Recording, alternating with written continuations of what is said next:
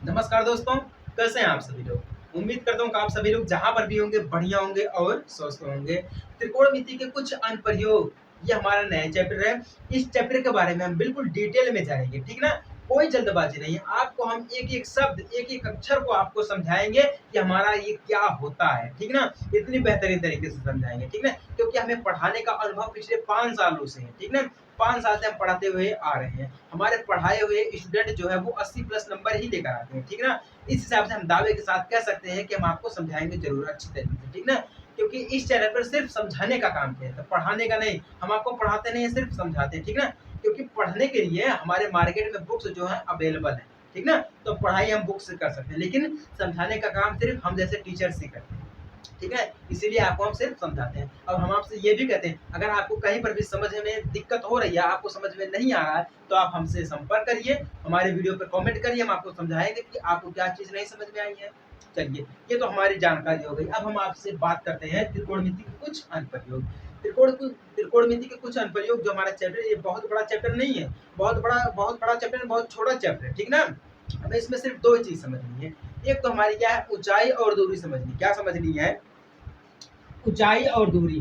ध्यान दीजिएगा, ऊंचाई और दूरी, हमें ये चीज समझनी, ठीक ना। बस यही चीज समझनी। अब इसी के आधार पे हमारी एक प्रश्नावली है, प्रश्नावली नंबर जिसे हम 9.1 बोलते हैं, ठीक ना। प्रश्नावली को हम बाद में समझेंगे, बट अभी हम इसको समझ लेते हैं, ठीक ना। ये हमारी क्या है, ऊंचाई और दूरी। अगर हमने इसको समझ लिया, हमारा चैप्टर खत्म होगा। बस यही दिया ही चैप्टर में, ज्यादा कुछ नहीं दिया गया है।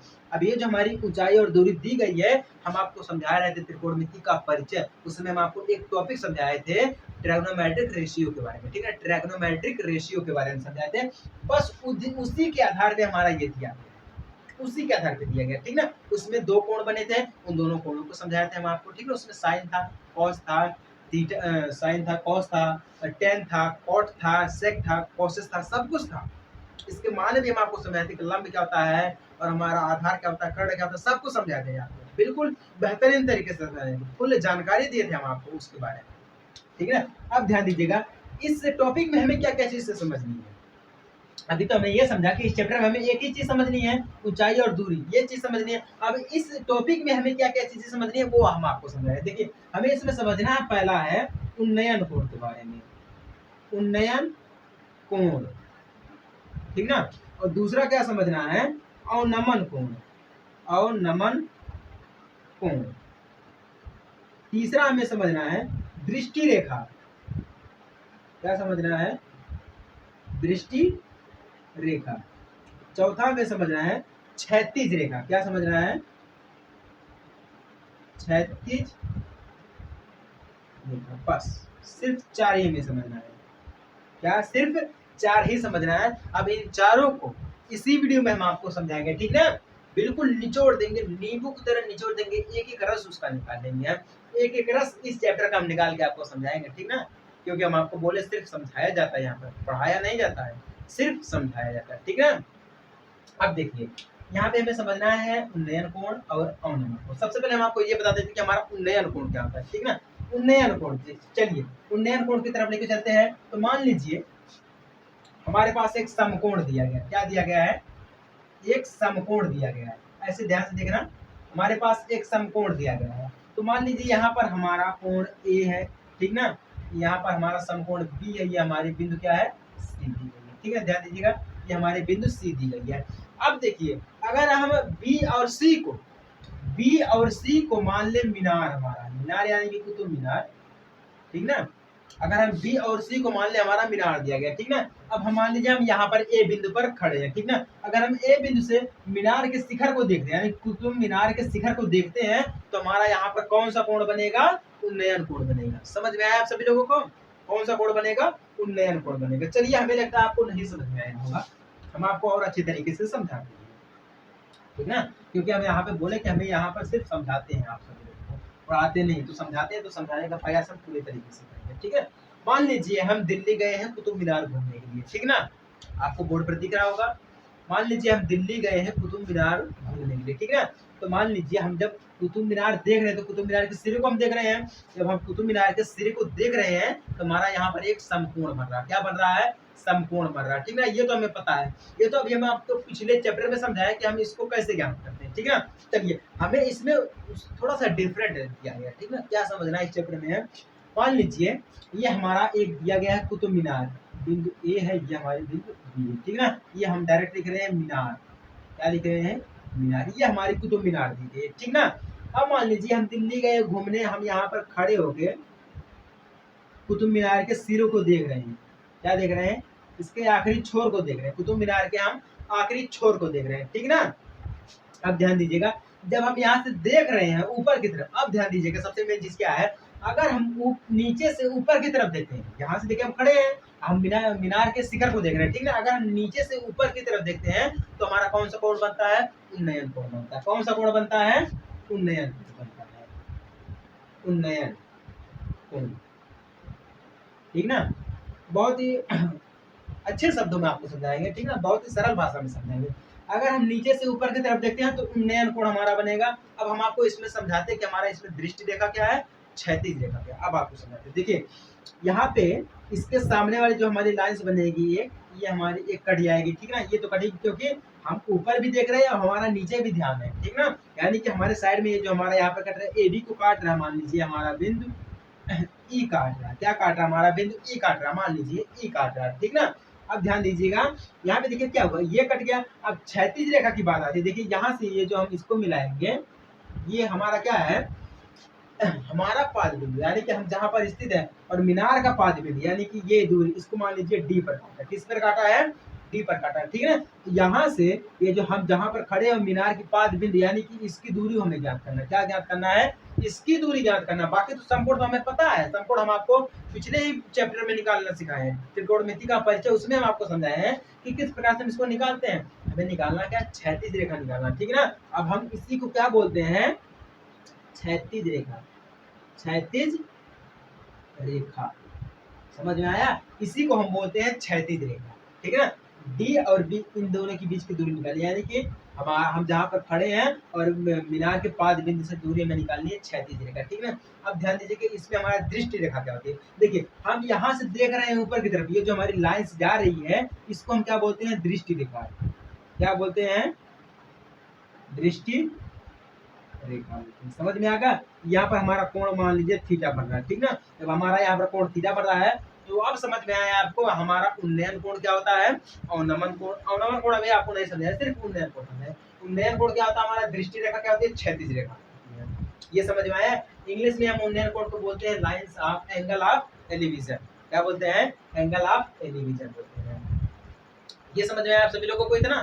चलिए यहाँ तक किसी को कोई दिक्कत नहीं है, आगे बढ़े हम। चलिए आपको एक बार फिर समझा देते हैं। देखिए ये चीज क्या होता है, अगर हमारा उन्नयन कोण है तो हम नीचे से ऊपर की तरफ देखते हैं, जब हमारी यहाँ नीचे से ऊपर की तरफ देखते हैं, ये जो हमारी लाइन बन रही है ये हमारी दृष्टि रेखा हो जाती है। अब जहां से हम खड़े हैं यहाँ से डी बिंदु से बी बिंदु तक हमारी क्या हो जाती है, क्षैतिज रेखा हो जाएगी, क्या हो जाएगी हमारी ये क्षैतिज रेखा हो जाएगी। अगर हमें अवनमन कोण निकालना हो तो हम इसी का उल्टा कर देंगे, क्या कर देंगे, इसी का उल्टा कर देंगे। ये समझ में आ गया आप सभी लोगों को। देखिए इसमें हम आपको समझाए हैं चैप्टर, जब आपको समझा रहे थे त्रिकोणमिति का परिचय, त्रिकोणमिति का परिचय, उसमें हम आपको टेबल समझाते हैं। टेबल यानी कि सारणी, सारणी में हम आपको बताए थे कि साइन 0 अंश, 30 अंश, 45 अंश, 60 अंश, 90 अंश का मान यानी कि वैल्यू कितना होता है, ठीक ना। उसमें हम साइन से लेके कॉसेस तक, यानी साइन, कॉस, टेन, कॉट, सेक, कॉसेस, सभी के मान हम आपको समझाते हैं, वैल्यू निकालना बताते, बिल्कुल आसान भाषा में, ज्यादा मेहनत भी नहीं आपको समझ, बिल्कुल शुद्ध भाषा में समझाते, ठीक है ना। ये तो खत्म हो गया। चलिए अब हम बात करते हैं अवनमन कोण की, ठीक है ना। चलिए अवनमन कोण को आपको समझा देते हैं। इसी प्रकार से हमारा अवनमन कोण भी दिया गया है, इसको रख देते हैं, ये हमारा हो गया। अगर ध्यान दीजिएगा, हम आपको जब त्रिकोणमिति का परिचय समझा रहे थे, हम आपको बात किए थे, आप बालकनी में खड़े हैं, मंदिर में, आप मंदिर के गमलों को देख रहे हैं, याद करिए आप सभी लोग, हम आपको बोले थे आप बालकनी से मंदिर के गमले को देख रहे हैं। अगर आप ऊपर से नीचे की तरफ देखते हैं, जैसे कि मान लीजिए यहाँ पर एक गेंद रखी हुई है, ठीक है ना, यहाँ पर जो है एक गेंद रखी हुई है, और यहाँ पर जो है वो आपका घर है, ठीक ना। क्या है, थोड़ा ऊपर बना देते हैं तब समझ में आएगा। यहाँ पर जो है वो आपका घर बना है, ठीक ना, ये आपका घर बना है। आप यहाँ पर खड़े होकर आप यहाँ पर खड़े होकर इस बॉल को देख रहे हैं, क्या कर रहे हैं, इस बॉल को आप देख रहे हैं। तो यहाँ से ये जो आपका घर है, मान लीजिए इतना बड़ा घर है आपका, ठीक ना, ये क्या है, आपका इतना बड़ा घर है। अब यहाँ से ये जो हमारे बनेगा, ये यहाँ पे आप खड़े हैं, ठीक ना, आप बालकनी में बैठे हैं, आप इस बॉल को देख रहे हैं। तो यहाँ पे अगर आप ऊपर से नीचे की तरफ देखते तो हमारा कौन सा कोण बनेगा, अवनमन कोण बनेगा। कौन सा कोण बनेगा, अवनमन कोण, अवनमन कोण। बस इतना समझ में आ गया। अब देखिए बात करते हैं, अवनमन कोण तो हमारा बन गया यहाँ पर, ठीक ना, ये हम इसको मिला दिए इस प्रकार से, ये हमारा हो गया अवनमन कोण, ठीक ना, अवनमन कोण। यहाँ पे हमने क्या किया, ऊपर से नीचे की तरफ देखा था, थीटा मान लीजिए हमारा हो गया है, ठीक ना। अब ये जो हमारी हो गई, यहाँ पे देखिए तो हमारी 5 बिंदु हो गई। अब ये हमारी क्या है, दृष्टि रेखा, क्योंकि हम ऊपर से नीचे की तरफ देख रहे हैं, हमारी लाइन से बन रही, तो हमारी क्या हो गई, दृष्टि रेखा हो गई, ठीक ना, क्या हो गई, हमारी दृष्टि रेखा हो गई। अब ध्यान दीजिएगा, इसके सामने जो हमारी जाएगी लाइन, ये हमारी लाइन क्या हो जाएगी, क्षैतिज रेखा, क्षैतिज रेखा। बस इतना दिया गया है, समझ में आया आप सभी लोगों को। अवनमन कोण, उन्नयन कोण हमारा क्या होता है, ज्यादा कुछ नहीं दिया गया इसमें, नहीं ज्यादा कुछ समझना भी नहीं है, बस इतना ही दिया गया है। अगर हम ऊपर से नीचे की तरफ देखते हैं तो अवनमन कोण लगेगा, यानी कि एंगल ऑफ डिप्रेशन। अगर हम नीचे से ऊपर की तरफ देखते हैं तो हमारा एंगल ऑफ एलिवेशन, यानी कि उन्नयन कोण लगेगा। बस इतना दिया गया है। ये हमारी क्या हो जाएगी, क्षैतिज रेखा हो जाएगी, ये हमारी दृष्टि रेखा हो जाएगी, बाकी है तो ये हमारी यहाँ से 5 बिंदु हो जाएगी। बस खत्म हो गया हमारा चैप्टर, कुछ नहीं दिया गया इसमें, बस इतना ही दिया गया है। अगर आप बोले तो हम आपको और भी आगे कुछ समझा दें, क्योंकि यहाँ पे समझाने का काम किया जाता है, हम आपको पहले ही बोले सिर्फ समझाने का काम किया जाता है, ठीक ना। चलिए ये तो खत्म हो गया आप सभी लोगों का। उन्नयन कोण हमारा क्या होता है, अवनमन कोण क्या होता है, दृष्टि रेखा हमारी क्या है, और हमारी क्या है क्षैतिज रेखा क्या है, ये तो क्लियर हो गया हम सभी लोगों को। चलिए अगर हम आपको कुछ एग्जाम्पल्स दे दें तब आपको शायद अच्छी तरीके से समझ में आएगा कि किस प्रकार से हमें प्रश्नावली में क्वेश्चन को हल करना है, समझना है, ठीक ना। चलिए आगे बढ़े अब हम। चलिए एक हम बात कर लेते हैं एग्जाम्पल की, उदाहरण आपको दे देते हैं। चलिए एक उदाहरण देकर हम आपको समझाते हैं कि उन्नयन कोण के किसी भी क्वेश्चन को हम किस प्रकार से सॉल्व करते हैं, कौन सा फॉर्मूला हम लगाते हैं, ठीक ना। चलिए देखते हैं हमारा उदाहरण क्या दिया गया है। धरती पर एक मीनार ऊर्ध्वाधर खड़ी है, ठीक ना। धरती के बिंदु से, जो मीनार का 5 बिंदु से 15 मीटर दूर है, मीनार के शिखर का उन्नयन कोण 60 अंश है। मीनार की ऊंचाई ज्ञात करिए। क्या बोल रहा है हमें यहाँ पर, मीनार की ऊंचाई ज्ञात करना। चलिए यहाँ पे देखिए सबसे पहले हमें यहाँ पे ये आपको समझा देते हैं कि धरती पर एक मीनार ऊर्ध्वाधर खड़ी है। ऊर्ध्वाधर का मतलब सीधे सीधे खड़ी हमारी, ठीक ना।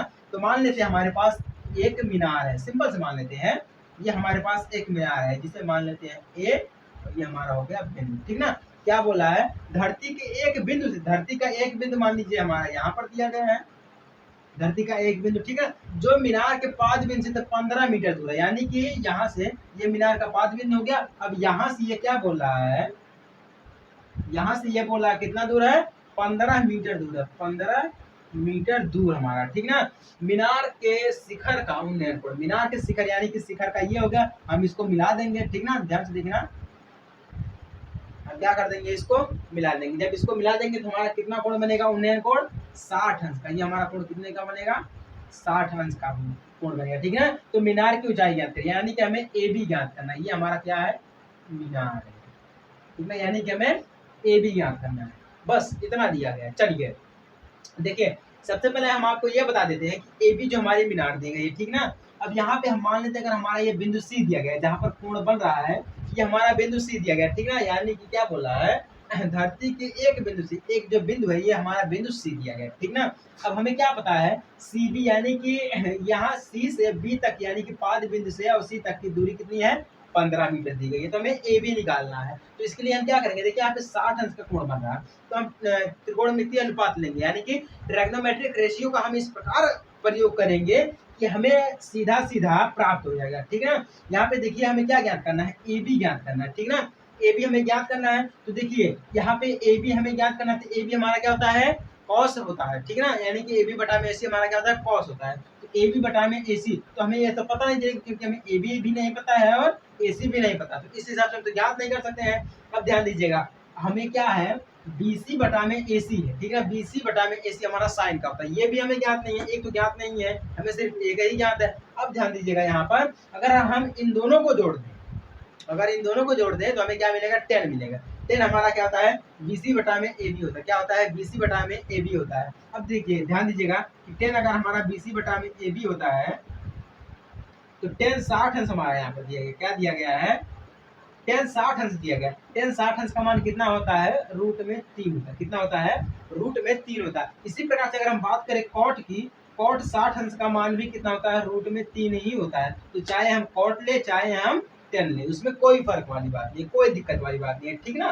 तो हमारा 10 60 अंश बराबर कितना हो जाएगा, रूट में 3 हो जाएगा, कितना हो जाएगा, रूट में 3 हो जाएगा। तो हमें ज्ञात क्या करना है, तो 10 हमारा दिया गया, तो 10 हमारा कितना होता है, BC बटा में AB होता है, क्या होता है, BC बटा में AB होता है, ठीक है। तो BC बटा में AB होता है, तो BC हमें ज्ञात है तो हम डायरेक्ट रख सकते हैं, रूट में 3 इक्वल BC हमारा कितना दिया गया, 15 दिया गया, AB कितना दिया गया है, AB कितना दिया गया है, ज्ञात नहीं है तो हमें AB ही रख देंगे, ठीक ना। तो डायरेक्टली हम क्या करेंगे, AB को इस साइड में लेकर आएंगे, इक्वल में करेंगे तो हमें कितना मिल जाएगा, 15 रूट में 3 मिल जाएगा, कितना मिल जाएगा, 15 रूट में 3 मिल जाएगा, यानी कि AB हमें प्राप्त होता है। लीजिए आ गया आंसर, यानी कि AB मीनार की ऊंचाई कितनी है, 15 रूट में 3, बस खत्म, कुछ नहीं करना।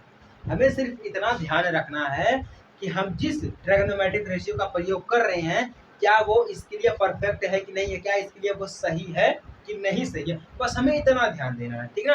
अगर आप सभी लोग इतना ध्यान दे रहे हैं, इतना समझ रहे हैं, तो आपको उन्नयन कोण को अवनमन कोण को हासिल करने के लिए कोई नहीं रोक सकता है, यानी कि उसको हल करने के लिए कोई नहीं रोक सकता। बस इतना मैं कहना चाहता हूँ, ठीक है, बस इतना ही दिया गया है। हमें सिर्फ टेबल की जरूरत पड़ती है, इसीलिए हम आपको त्रिकोणमिति का परिचय जब हम आपको समझा रहे थे तो वहाँ पे हम आपको सरणी समझाते, टेबल समझाते, उसमें हम आपको आसान भाषा में बहुत ही कम समय में और बहुत ही अच्छी तरीके से आपको समझाया कि किस प्रकार से हम वैल्यू निकाल सकते हैं, यानी कि मान ज्ञात कर सकते हैं। वही दिया है, 10 60 अंश का मान रूट में 3 होता है, यानी कि 10 हमारा कितना होता है, BC बटा में AB होता है, तो BC हमारा कितना दिया गया, 15 दिया गया है।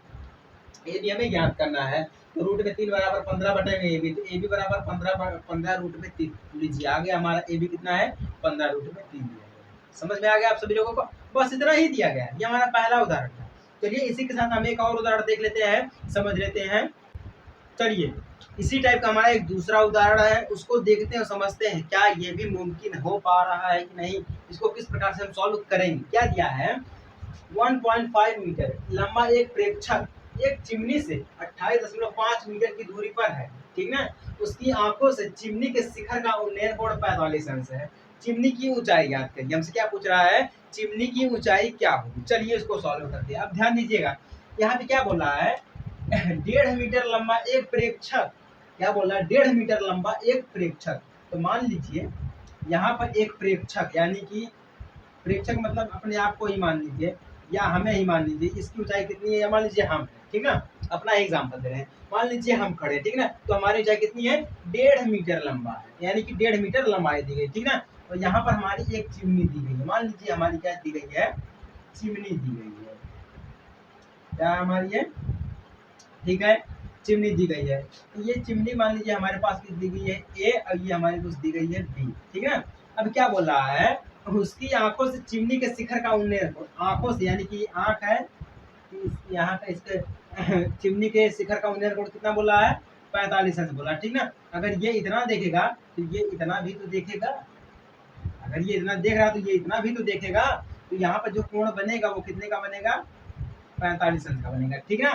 कितने का बनेगा, 45 अंश का बनेगा। तो चिमनी की ऊंचाई ज्ञात कीजिए। अगर यहाँ पे देखिए ये हमारा काट रहा है, तो यहाँ पे अगर हम मान लीजिए इसको बिंदु डी मान लेते हैं, ठीक ना। अब यहाँ पे ये काट रहे हैं तो इसको हम बिंदु मान लेते हैं ई, यानी कि ए बी को काटा बिंदु ई ने, अब ये हमारा जो कोण बना ये बिंदु डी बना, ठीक ना, ये हो गया। अब यहाँ पे देखिए अगर हम इसको यहाँ से इसके पाद बिंदु से और चिमनी के पाद बिंदु से अगर हम इसको मिला देते हैं तो कितना अच्छा रहेगा, अगर हम इसको मिला देते हैं तो कितना अच्छा रहेगा। अब ध्यान दीजिएगा ये कितना है, 1.5 मीटर, कितना है, ये मान लीजिए हम कितने लंबाई हमारी कितनी है, 1.5 मीटर की लंबाई है, ठीक ना। अब यहाँ पे देखिए ये क्या बोल रहा है, प्रेक्षक एक चिमनी से, यानी कि ये चिमनी है, ये प्रेक्षक है, ठीक है, 28.5 मीटर की दूरी पर, यानी कि यहाँ से यहाँ तक की दूरी कितनी है, 28.5 दी गई, तो 28.5 मीटर की दूरी पर, ठीक ना। अब हमें देखिए इतना ज्ञात है, अब हम क्या कर सकते हैं, देखिए यहाँ पे कोण बन रहा हमारा है ADE, यहाँ पे एक कोण बन रहा है, समकोण है ADE, कोण ADE हमारा ये बन रहा है, ठीक ना। अब ध्यान दीजिएगा, एक तो हमारा यहाँ पे देखिए AE है और एक तो हमारा BE दिया गया, ठीक ना। तो हम ऐसे कर सकते हैं, AB बराबर में AE प्लस में BE, ठीक ना। तो AE बराबर में AE आज जिसे बोले BE बोले, ठीक ना। BE बोलेंगे तो अच्छा ही रहेगा, हाँ ठीक है। AE मान लीजिए हमारा कितना दिया है, इसके बराबर 1.5 के बराबर, AE तो हमारा याद होगा BE, ठीक ना। BE कितना है 1.5 के बराबर, यानी कि इतना है, तो ये भी हमारा BE इतना ही होगा, ठीक ना। इस हिसाब से हमारा ये हो गया। अब देखिए अगर जितना हमारा DE यानी कि D से लेकर E तक की दूरी अगर इतनी है, तो C से लेकर B तक भी दूरी है, यानी कि B और C बराबर हमारा कितना हो जाएगा 28.5 मीटर, कितना 28.5 मीटर, क्योंकि यहाँ से D से E तक की दूरी और C से B तक की दूरी तो सेम हमारी बराबर है। तो इस हिसाब से हम DE बराबर 28.5 बोले या CB बराबर हम 28.5 बोले, ठीक ना। यहाँ तक कंफर्म हो गया। अब ध्यान दीजिएगा, हमें क्या निकालना है, चिमनी की ऊंचाई निकालनी है, ठीक ना। चिमनी की ऊंचाई के लिए हमें क्या करना पड़ेगा, देखिए एक तो हमें AE है, एक तो हमें क्या है BE दिया गया है, ठीक ना। तो हम किसी ऐसे त्रिकोणमितीय अनुपात की तलाश में खोजेंगे, तलाश करेंगे कि जो हमें दोनों प्राप्त हो जाए। अब दोनों हमें कहाँ पर प्राप्त होता है, लंब और आधार में दोनों कहाँ पर प्राप्त होता है, टेन में प्राप्त होता है, किसमें, टेन में हमें प्राप्त होता है, लंब और आधार दोनों साथ ही मिलते हैं, ठीक ना। तो इस प्रकार से हम देखेंगे कि टेन की बात करें तो टेन हमारा 45 अंश क्या जाएगा, 10 45 अंश हो जाएगा, इक्वल में AE बटा में DE कर देते हैं, AE बटा में DE कर देते हैं, क्योंकि हमें इतना निकालना तो AB निकालना ना, तो AE मान लीजिए हमारे पास या BE मान लीजिए हमारे पास 1.5 दिया गया है, ठीक है, कितना है 1.5 दिया गया है। तो 10 45 अंश का मान कितना होता है, 1 होता है, ठीक है ना। इसीलिए हम आपको बोले टेबल याद कर लेने, क्योंकि यहाँ पे वैल्यू जो है वो बहुत ही जरूरी है, ठीक है ना। तो 10 45 अंश का मान कितना होता है, 1 होता है। AE हमें नहीं पता, तो BE भी हमें नहीं पता है। तो मान लीजिए अगर हमारे पास ये AE ही दिया गया, क्या हो, AE ही दिया गया हो, इस प्रकार से माने, या BE सही है, ठीक है, BE माने, तो BE की बात कर ले अगर हम, ठीक है, तो AE बटा में DE कितना दिया गया है 28.5, क्योंकि देखिए यहाँ पे DE बराबर 28.5 या CB बराबर 28.5 बराबर ही आएगा, ठीक ना। तो कितना हमारा हो जाएगा, AE बराबर 28.5, कितना हो जाएगा 28.5 हो जाएगा, ठीक ना। अब देखिए हमें AB निकालना है, तो AB बराबर देखिए BE हमें ज्ञात है, BE हमें ज्ञात है कितना है 1.5 मीटर है, ठीक ना। और AE हमें कितना मिल गया 28.5 मिल गया, ठीक ना। तो इस हिसाब से हम क्या करेंगे, 28.5 प्लस में 1.5 टोटल कितना जाएगा 30 मीटर, कितना जाएगा 30 मीटर, यानी कि AB बराबर कितना है 30 मीटर, बस खत्म खत्म खलास, इतना ही दिया गया है। ये भी हमें कितना मिल गया है 30 मीटर मिल गया। क्या ज्यादा बड़ा लग रहा है आप सभी लोगों को, इतना छोटा, इतना छोटा, इतने आसान भाषा में आपको समझाए हैं। बस यही तो हमारा है उन्नयन कोण, बस यही हमारा उन्नयन कोण, खत्म। इसके बाद हमारी प्रश्नावली आखिरी है, प्रश्नावली 9.1 खत्म, इसके बाद चैप्टर ही हमारा खत्म हो गया है। तो आप लोगों से हाथ जोड़ के रिक्वेस्ट है, आप लोग जाइए और त्रिकोणमिति का परिचय पढ़िए, समझिए, ठीक ना। वही हमारे लिए बहुत ही जरूरी है, वही हमारे लिए सब कुछ है, ठीक है। तो उम्मीद करता हूँ कि इस वीडियो में आपको उन्नयन कोण, अवनमन कोण, दृष्टि रेखा, क्षैतिज रेखा और ये उदाहरण आपको समझ में आ गया, ठीक ना। समझ में आ गए हैं तो आगे बढ़ते हैं अपने अगली वीडियो की तरफ एक छोटे से ब्रेक के बाद, तब तक के लिए जय हिंद, वंदे मातरम।